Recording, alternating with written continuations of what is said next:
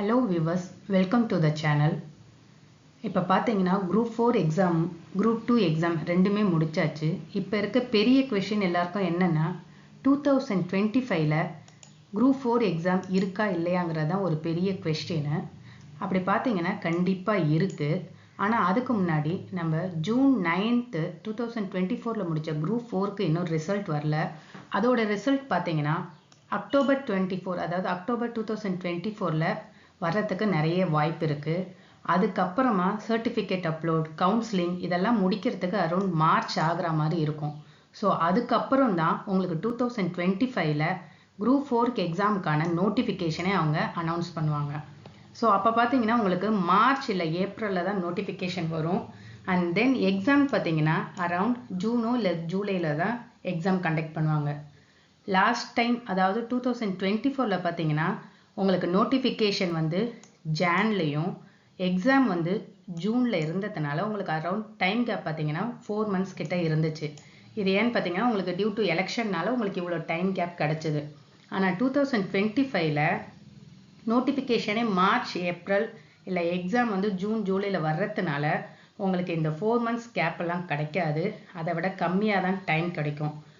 So இப்போ start பண்ண போகிறவங்க அதாவது புதுசாக 2025ல எழுத போகிறவங்க இல்லை ஏற்கனவே எழுதி எனக்கு கட் ஆஃப் கம்மியாக இருக்கும் நான் அதனால் திருப்பி எழுத போகிறேன் அப்படின்னு நினைக்கிறவங்க இப்போத்துலேருந்து ஸ்டார்ட் பண்ணாதான் உங்களுக்கு ஓகேவாக இருக்கும். ஏன்னா நீங்கள் நோட்டிஃபிகேஷன் வந்ததுக்கப்புறம் ஸ்டார்ட் பண்ணிங்கன்னா அந்த 3 months இல்லை 2.5 monthsக்குள்ளே உங்களால் எதுவுமே கம்ப்ளீட் பண்ண முடியாது.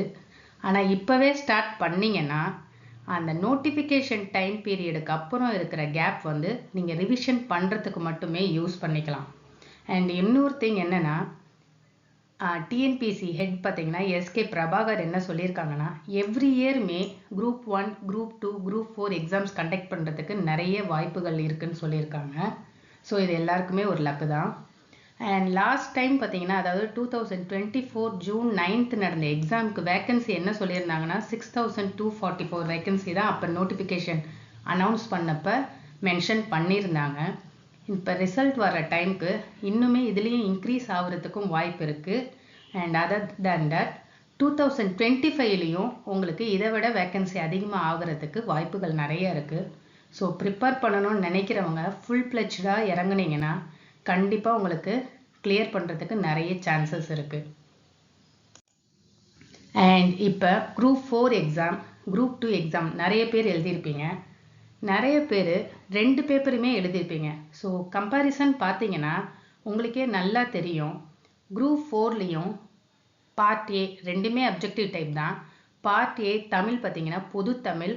இதில் இது ஸ்கோரிங் டெஸ்ட்டு. இதில் என்னென்னா உங்களுக்கு 10th பேஸ் பண்ணி தான் கொஸ்டின்ஸ் கேட்டிருக்காங்க. அண்ட் குரூப் 2லையும் பொது தமிழ் வந்து 10th பேஸ் பண்ணி தான் கொஸ்டின்ஸ் கேட்டிருந்தாங்க. ஆனால் பார்ட் பி குரூப் 4ல ஜென்ரல் ஸ்டடீஸ் வந்து 10th பேஸ் பண்ணி கொஸ்டின்ஸ் கேட்டிருந்தாங்க. குரூப் 2ல ஜென்ரல் ஸ்டடீஸில் டிகிரி பேஸ் பண்ணி கொஸ்டின் கேட்டதுனால குரூப் 4ஐ விட குரூப் 2 வந்து கொஞ்சம் டஃப்பாக இருந்துச்சு. ஸோ இதுலேருந்து என்ன தெரியுதுன்னா குரூப் 4க்கு படிக்கும்போது 6th to 10th வரைக்கும் இருக்கிற புக்ஸை டெப்த்தாக படிக்கணும். அண்ட் குரூப் 2க்கு 6th to 10th இல்லாமல் 11th and 12th புக்ஸையும் படிக்கிற மாதிரி இருக்கும். Other than that Indian polity economics அந்த ஜென்ரல் ஸ்டடீஸ் ஃபுல்லாகவே டெப்த்தாகவே 11th and 12th சேர்த்து படிக்கிற மாதிரி இருக்கும். இதை தாண்டி உங்களுக்கு கரண்ட் அஃபேர்ஸையும் நீங்கள் அப் டு டேட் வந்து கிளியராக இருந்தால் தான் குரூப் 2 ஜென்ரல் ஸ்டடீஸில் நிறைய மார்க்ஸ் இருக்க வாய்ப்புகள் இருக்குது. ஓகேங்களா? அண்ட் புதுசாக எழுத போகிற அதாவது 2025ல குரூப் 4 புதுசாக எழுதுகிறவங்களுக்கு சிலபஸும் ஒரு தடவை செக் பண்ணிக்கோங்க.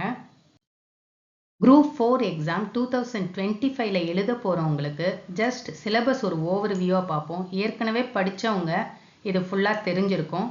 புதுசாக எழுத போகிறவங்களுக்கு மட்டும் இங்கே ஓவர்வியூவாக பார்த்துட்டு நெக்ஸ்ட் அப்கமிங் வீடியோவில் சிலபஸ் ஃபுல்லாக எந்தெந்த டாபிக் எந்தெந்த புக்கில் படிக்கணும் எந்தெந்த டாபிக் எப்படி படிக்கணுங்கிறத அப்கமிங் வீடியோவில் பார்க்கலாம். இப்போ ஜஸ்ட் ஒரு ஓவர்வியூ மட்டும் பார்ப்போம் புதுசாக எழுதுகிறவங்களுக்கு.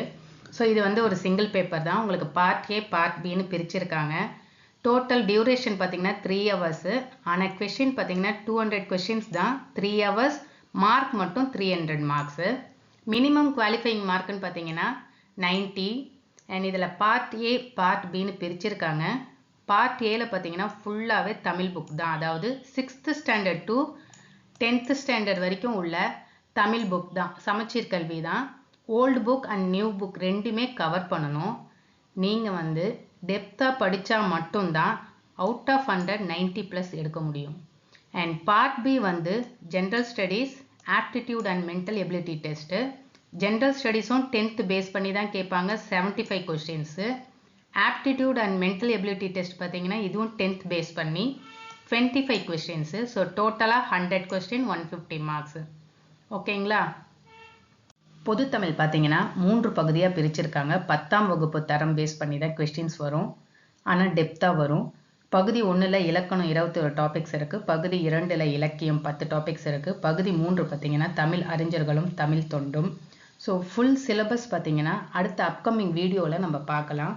சப்ஸ்கிரைப் பண்ணாதவங்க பண்ணிக்கங்க, அப்போ தான் நான் போடுற வீடியோ உடனே உங்களுக்கு நோட்டிஃபிகேஷன்ஸாக வரும்.